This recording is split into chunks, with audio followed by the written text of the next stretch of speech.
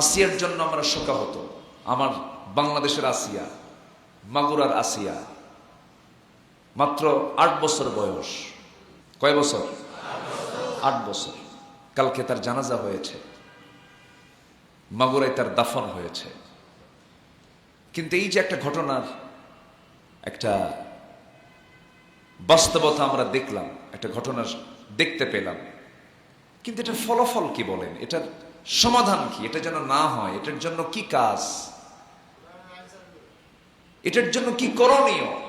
এটাই তো আমরা ওই দিকে আগাতে চাই না, আমরা ওই দিকে যেতে চাই না। তনু, নুসরাত, মুনিয়া এই একই ইস্যু, একই। এইভাবেই দেখবেন যে আসামি জামিন পেয়ে যাবে, কোন একটা উকিল তার পক্ষে দাঁড়াবে, সাক্ষী যাবে, আবার এটার এই ইস্যুটা চাপা পড়বে, সে জামিনে বের হয়ে আসবে।